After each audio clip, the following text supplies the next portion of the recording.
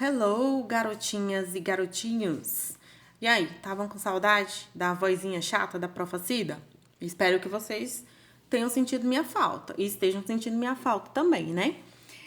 Então, nosso conteúdo para esse bimestre será o ciclo do ouro, né? Deixa eu voltar a entrada aqui, ciclo do ouro no Brasil. Coloquei até umas imagenzinhas aqui do vestibular, né? Porque cai algumas questões, ou pelo menos caía antes, né? A gente nunca sabe como será o Enem. Então, vai ser um assunto bem interessante, não é complicado, ok? É fácil de entendimento, tem muitas curiosidades e, como eu sempre falo, o que seria do Brasil se todos nós quiséssemos conhecer a nossa história, né? E valorizássemos a nossa história, né? E aprendêssemos com o passado. Mas aqui nós temos, né, a mineração de 1700 a 1780. O que vocês acham? Muito tempo? 80 anos? Para extração do ouro? Fala para mim. Acho que não, né? Pouco tempo. Né? Tudo que tem um dia acaba. Diferente do açúcar, né? Diferente do café. O ouro rapidinho acabou. Mas a gente vai começar essa aula aqui falando sobre a União Ibérica. Por que é importante falar sobre a União Ibérica? Porque se não fosse a União Ibérica, não haveria anulação do Tratado de Tordesilhas, né? Que vocês lembram, né? Que a prova tinha até mostrado lá, né? Se vocês espero que vocês estejam vendo o mouse, ó, o mouse aqui, ó. Que eu já tinha mostrado, né? Que essa parte daqui pertencia a Portugal e essa outra parte aqui pertencia à Espanha, não é isso? As duas grandes potências que se lançaram primeiramente, né, nos mares antes não navegados e que decidiram dividir a América entre si. Lembrando que as outras nações não gostaram muito disso, mas também lembro a vocês que elas só se tornaram nações mais na frente. As primeiras, o primeiro que se transformou em Estado-nação foi Portugal, depois a Espanha. Então, com a anulação do Tratado de Tordesilhas, essa linha imaginária some, desaparece e todo o território aqui passa a ser Brasil, colônia. Só que dessa vez, né, na União Ibérica será da Espanha e não de Portugal.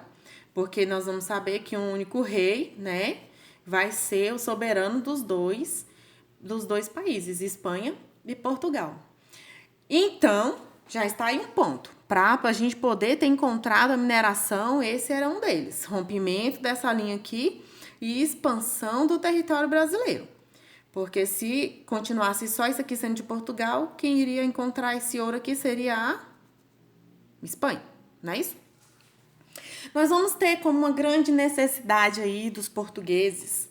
Não era só um capricho, não. Agora era uma extrema necessidade Portugal encontrar uma outra fonte econômica para poder se sustentar. Porque se vocês estão lembrados aí também, nós vamos ter a crise do açúcar e as invasões holandesas. As invasões holandesas vão durar aqui, eu acho que em Pernambuco, né, 24 anos. Os holandeses vão tomar de conta desse mercado aqui do açúcar, serão expulsos, né, do Brasil. Quando eles são expulsos, aí que o trem desengrana mesmo, né, porque eles vão levar com eles toda a experiência, todo o comércio do açúcar.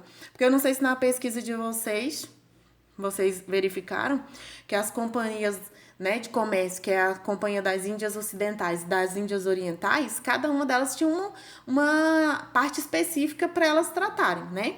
A Companhia das Índias Ocidentais, ela tinha como atividade o transporte, né, a compra, o transporte e a venda dos escravos africanos. E das Índias Orientais, a questão do comércio das especiarias. Então, pensa, eles estão sendo expulsos do Brasil e eles vão levar com eles o quê? Todo o comércio do açúcar. Enquanto eles estão aqui e eles estão brigados com a Espanha, porque você lembra que a Espanha e a Holanda eram inimigas, né? Eles vão utilizar a Companhia das Índias Ocidentais para controlar o monopólio do trabalho escravo. Por que depois que eles vão sair aqui e eles controlam essa questão do comércio aí de escravos, o Portugal vai colocar como um projeto a saída e a expansão dos bandeirantes, né? Que eles vão sair aqui no meio, né? Passando a linha daqui, eles vão começar a vir interiorizando aqui essas partes, né, do Brasil, Goiás, Mato Grosso, Gerais, porque na época se chamava Gerais, né, a região das Gerais, para buscar o quê? Índio, porque se eles não tinham escravos africanos, eles tinham que buscar outro meio, né, de suprir essa mão de obra. Então, eles entravam para cá na busca de índios, também busca de ouros, né, porque vocês lembram que quando Cabral chegou aqui, o índio pegou no colar dele que estava no pescoço e apontou para dentro do território, lá, apontando e dizendo que já tinha visto um material como aquele. Então, Portugal sabia que tinha, só não sabia onde.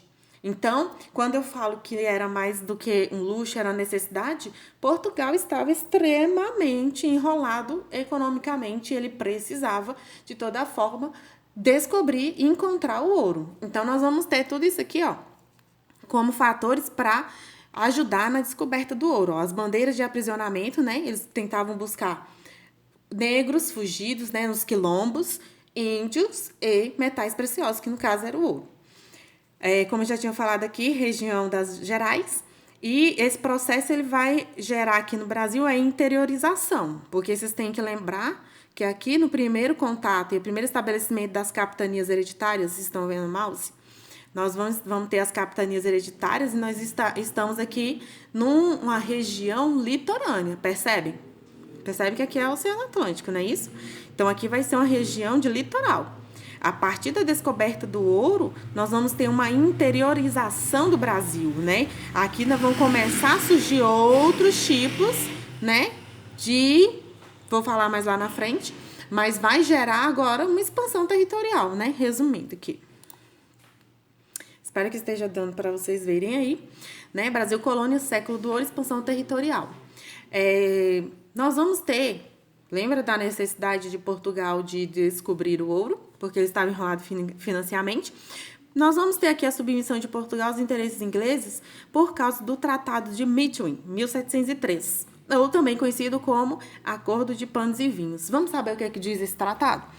Esse tratado dizia que os tecidos ingleses, lembra que os ingleses foram os pioneiros na Revolução Industrial, né? E a matéria-prima, o produto primeiro que eles trabalharam foi os tecidos, né? A indústria têxtil.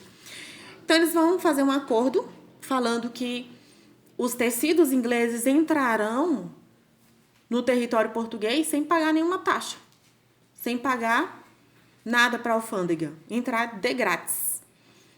E aí, a gente fala mais panos, tecidos, mas de toda forma, Portugal era extremamente dependente das manufaturas inglesas. Então, eles compravam de tudo da Inglaterra. E em troca, olha só qual foi o combinado. Inglaterra aceitaria que os vinhos portugueses entrassem lá também sem pagar taxa. Mas eu pergunto para vocês, meninos e meninas, o que mais vocês ou seus pais compram aí na casa de vocês? Tecido, roupa, manufatura ou vinho e bebida alcoólica? Eu chuto. Eu acredito que comprem mais roupas e manufaturas. Pergunto agora quem saiu ganhando com esse tratado, Inglaterra ou Portugal? Porque se a gente parar para pensar, não foi um acordo muito inteligente por parte dos portugueses, né? Aí eu penso, será que foi a partir daí que começaram as piadas de que português é burro? Gente, é uma brincadeira, tá? Não é sério, não. Só uma brincadeira. Então, vamos lá. Sabendo disso, que Portugal estava extremamente dependente dos produtos ingleses e totalmente financeiramente impossibilitado de pagar tudo que devia para a Inglaterra, ele precisava urgentemente encontrar uma nova forma econômica de sustentar, que é a descoberta do ouro, né? Então, nós vamos ter aqui com a descoberta do ouro, a interiorização do Brasil, mudanças, né, muito significativas. Vamos prestar atenção em cada uma delas. Nós vamos ter a primeira aqui, aumento populacional. Nós vamos saber aqui das fontes que nos dizem que antes da descoberta do ouro, nós tínhamos no Brasil uma população de 300 mil pessoas. A partir do momento que houve a notícia que encontraram ouro aqui, essa população aumentou para 3.300.000 pessoas. Pensa, O tanto que as pessoas estavam interessadas em descobrir o ouro. Será que aumentou muito? Aumentou, né? Com certeza. E isso vai gerar umas outras consequências aí. Pensando nisso, nesse aumento dessa população, mais boca, nós vamos imaginar que essas pessoas foram lá para o interior do Brasil, ali a região das Minas Gerais, de Goiás, de Mato Grosso. E lembrando, se estava tudo estabelecido no litoral, o que tinha aqui no centro-oeste, aqui nessa região? Nada, mato, né? Mato, rio, relevo, montanha. Então, essas pessoas vão se deslocar da onde a gente conhecia do território, que era formado território brasileiro, para um novo território onde irão ter que se estabelecer. E para isso, o que as pessoas vão ter necessidade? Eles vão precisar do que nesse novo local? Eles vão precisar de muita coisa. Eles vão precisar de muito produto. Eles vão precisar principalmente de comida. E isso vai gerar o que para o Brasil? Aumento do mercado interno. Mas pensa comigo, lembra lá do Pacto Colonial. O que dizia o Pacto Colonial? Dizia que o Brasil só poderia vender e comprar de Portugal. Esse é o Pacto Colonial. O Brasil não podia fabricar manufaturas, produzir manufaturas. Porque a ideia de Portugal era o seguinte: eu compro da Inglaterra a um preço e vou vender para o Brasil muito mais caro, porque eu vou sair ganhando. Mas pensa que quem está ganhando é a Inglaterra, né? Porque o Portugal está devendo para a Inglaterra. Então, era proibido o mercado interno no Pacto Colonial. Só que imagina, nessa nova situação, impossível ficar esperando, né, que a coroa abasteça todo esse território aí para que ele se desenvolva para estarem lá extraindo ouro. Esse mercado interno vai gerar uma integração econômica, né? A gente vai ter integração econômica, integração do Sul com gado, Rio Grande do Sul, né? Fornecendo gado, os tropeiros, né? Que eles vão sair vendendo os produtos em mulas, que a gente sabe que o animal que mais aguenta longas distâncias é a mula. Nós vamos ter Bahia fornecendo produto, nós vamos ter Rio de Janeiro fornecendo produto. A gente chama isso de ligação entre as capitanias, integração entre as capitanias. As outras capitanias irão abastecer a região das minas com os produtos de que eles precisam. Lá na mina eles descobrem o ouro, eles têm ouro. E as outras capitanias têm os produtos, então vai ter essa troca econômica. Capitanias, só para quem não sabe, né, é o que a gente chama de estado hoje, né? Na época se chamava capitanias. Nós vamos ter um deslocamento do eixo econômico do Nordeste. Lembra? O que tinha no Nordeste? Engenho de açúcar, não é isso? Nós vamos ter as capitanias hereditárias no litoral. Espero que vocês estejam vendo o mouse. E nós teremos o engenho de açúcar. Como o engenho de açúcar está em declínio, né? A produção do açúcar, o comércio do açúcar. E agora é o ouro que está sendo aí a fonte econômica para Portugal. Esse deslocamento desse eixo sai do Nordeste para o Sudeste, ou Centro-Sul, né? Vai sair daqui, perde a importância nesse momento, e que a importância vai passar todinha para cá. Tanto que essa importância vai fazer com que a nossa capital mude de localidade, porque antes era em Salvador, e a partir desse momento vai para o Rio de Janeiro. Por quê? Porque lá no Rio de Janeiro tinha um porto, que também era próximo, né? Pegar ali o porto e o Oceano Atlântico e ia bater lá na metrópole, né? Mas também para aumentar a fiscalização, porque vocês sabem, né? Para cá vem uma cambada de gente que não era muito de confiança. Nós temos essa herançazinha aí do jeitinho brasileiro, né? Da corrupçãozinha. Então, ficava mais fácil para fiscalizar o contrabando do ouro. Interiorização, eu já falei, que é justamente sair daqui do litoral, da região litorânea e se estabelecer no interior do Brasil, não é isso? Então, vamos lá. Continuando aqui, nós vamos ter como resultado urbanização. Porque lembra? Capitanias hereditárias que eu falei para vocês eram grandes latifúndios, não é isso? Extremamente grandes. Mas eram latifúndios rurais, era uma área rural. Agora nós vamos ter uma área urbana. Isso quer dizer o quê? Surgimento de cidades. Lá na interiorização, Minas, Goiás, Mato Grosso, vão começar a aparecer as primeiras cidades. Nós vamos ter Vila Rica, Mariana, Sabará, Diamantina, quem já não viu falar dessas cidades? Ou até mesmo já foi por lá. Então, nós nós teremos o surgimento de uma classe média urbana. Vou falar sobre isso na montagem da nossa pirâmide social, porque espero que vocês lembrem qual era a nossa pirâmide social na época do engenho de açúcar. Então, preste atenção nessa informação. Surgimento de uma classe média urbana. E nós vamos ter aqui mobilidade social relativa. Por que eu estou querendo dizer isso? Vamos ver se é o próximo. Acredito que é o próximo. Mobilidade. Lembra dessa palavra. Aqui. Que estou trazendo para vocês como era a nossa pirâmide na sociedade açucareira, do engenho de açúcar, do senhor de engenho, né? Uma sociedade patriarcal, né? Onde o homem representa toda a importância, todo o poder. E uma sociedade, né, que ali exercia o ruralismo, a sociedade rural, do campo, agrária. Mas na nossa pirâmide nós temos quem? No topo da pirâmide, senhores de engenho. E na base da pirâmide, escravos. Por que essa definição? Lembra que eu comentei com vocês? Porque não haviam pessoas com a importância na época que merecesse que fosse criada uma nova camada na pirâmide para ser colocada aqui. Então aqui nós temos importante na nossa pirâmide senhores de engenho e o restante a base, né, do trabalho, a mão de obra escrava. Certo? Espero que isso vocês tenham entendido.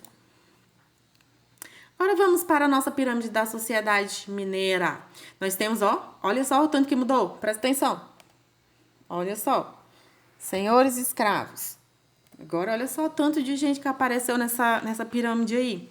Nós vamos ter no topo as pessoas ricas, né? Comerciantes e donos das minas. Pessoas que estão nos topos. Cadê o senhor de engenho aqui? Mostra ele para mim. Pode ter um senhor de engenho aqui? É claro que pode. Ele deixou de trabalhar com açúcar e virou um dono de mina? Pode, pode. Vamos ter aqui as camadas médias, né? Olha só, apareceu uma camada aí que vai ter quem? Padre, garimpeiro, profissional liberal, artesão, vendedor. Então, pessoas que estão ali usufruindo também dessa descoberta do ouro, mesmo que de forma indireta, estão aqui dentro dessa camada, uma camada média. Aí nós vamos ter, após isso aqui, abaixo, os desclassificados do ouro. O que isso quer dizer? Pensa, se de 300 mil pessoas aumentou para 3.300.000 pessoas, todas elas conseguiram encontrar a mina? Todas elas conseguiram encontrar e extrair o ouro? Todas elas conseguiram ter um ofício, uma profissão, alguma coisa? Não.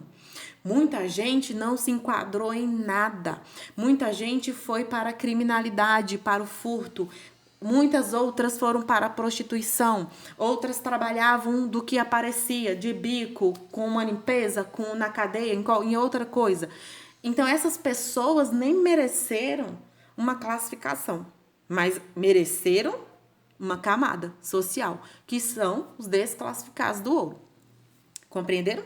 E a última, né, base aí, a última camada, que é a base da pirâmide, são os escravos, né, que vinham, né, lá da África e eram obrigados a ofertarem sua mão de obra a troco de chibatadas e resto de comida.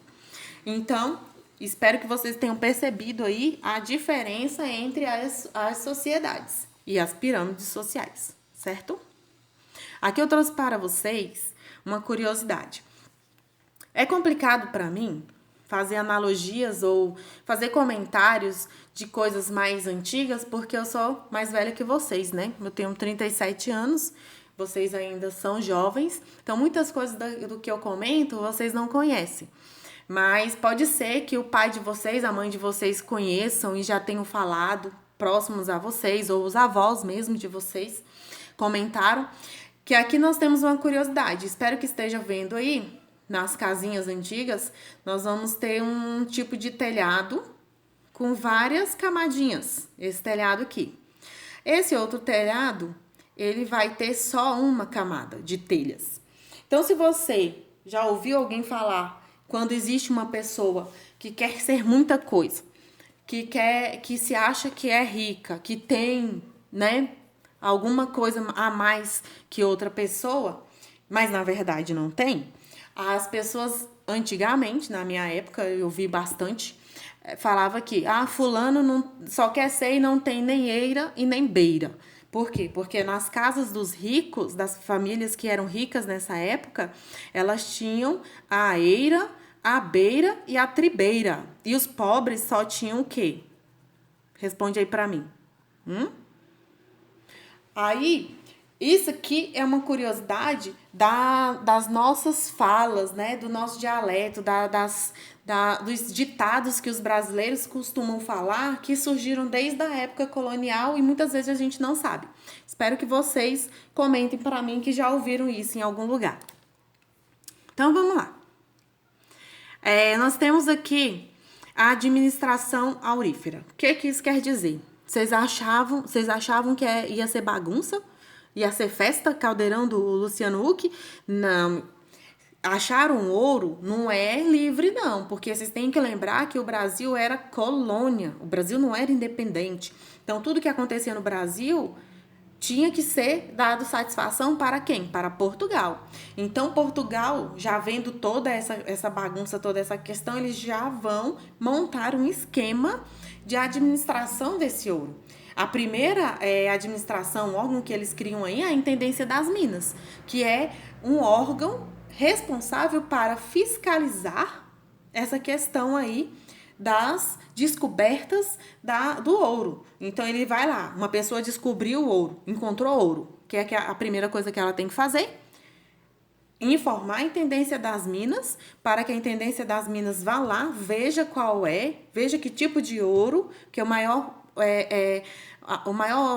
quantidade de ouro que foi encontrada no Brasil se chamava ouro de aluvião, né? Que fica na margem dos rios. Que eles usavam uma bateia, parecia uma peneira, só que não tinha buraco, né? Então pegava dentro dos rios a areia, a água e misturava, sacudia para poder separar o ouro. Então a pessoa tinha que informar a Intendência das Minas, que tinha encontrado. A Intendência fazia a divisão dos lotes, que são chamadas datas, né? Encontrou ali uma região que tem ouro, a Intendência vai separar os 2 primeiros lotes ou as 2 primeiras datas para quem encontrou. O Portugal vai ficar com uma data e depois as outras datas, Portugal irá leiloar para outras pessoas poderem fazer a extração do ouro também. Mas também não pense que era qualquer pessoa que podia extrair o ouro, não. Para a pessoa ter o direito de extrair o ouro, ela tinha que ter no mínimo 12 escravos, certo? Após isso, eles vão cobrar, eles vão criar as cobranças de impostos, porque vamos imaginar Portugal como banco nunca perde, né? Portugal também não ia perder, não. Então, eles vão criar aí, para o ouro, o quinto. O que é o quinto? 20% de tudo que foi extraído, uma pessoa extrai ali 5 quilos de ouro, 20% é de quem? Adivinha? De Portugal. Só que eu quero fazer um adendo aqui. O quinto não foi criado apenas para o ouro. O quinto era um imposto normal que Portugal cobrava sobre tudo que era produzido no Brasil. Era um imposto fixo, entendeu? Tudo que você produzia aqui, tudo que você tinha, seu imposto normal de pagar era esse tal de quinto. Então, 20% de tudo era obrigação sua passar para a coroa. Daí surgiu a expressão, mas só no quinto dos infernos mesmo. Já pensaram? Já tentaram imaginar por quê? Que a gente tem essa mania, algumas pessoas têm a mania de falar assim, mas só no quinto dos infernos? Foi justamente nessa época aí, porque Portugal cobrava um quinto, ou seja, 20% de tudo que era produzido no Brasil. Depois disso, eles vão aí criar as casas de fundição, né? Acho que na ordem, se a gente for colocar aqui, coloque as casas de fundição primeiro e o quinto depois. Mas não tem tanta importância, não.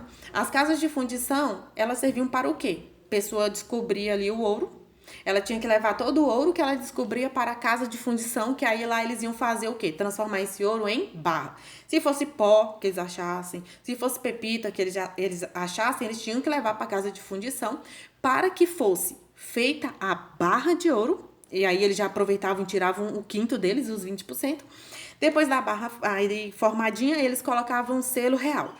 Para que isso? Para impedir o contrabando. Se alguém fosse pego nas ruas, em qualquer lugar, com ouro que não fosse em barra, fosse em qualquer outro tipo de material, ele iria preso, ele iria ter que pagar uma série de multas, de coisas. Então, a coroa fez isso aí para controlar o contrabando. Outro imposto que tinha era a captação. Nós podemos colocar como outro significado aí da captação, o per capita. Se vocês gostam de geografia, sabem o que significa o per capita, né? Por cabeça. Então, a coroa também cobrava do dono da mina, de quem estava extraindo ouro, uma porcentagem, né, de 17 gramas de ouro por cada escravo que a pessoa tivesse. Então, se ele tivesse 12 escravos, ia ser 12 vezes 17 gramas que ele ia ter que pagar para a coroa portuguesa, fora os 20%, o quinto. Estão compreendendo?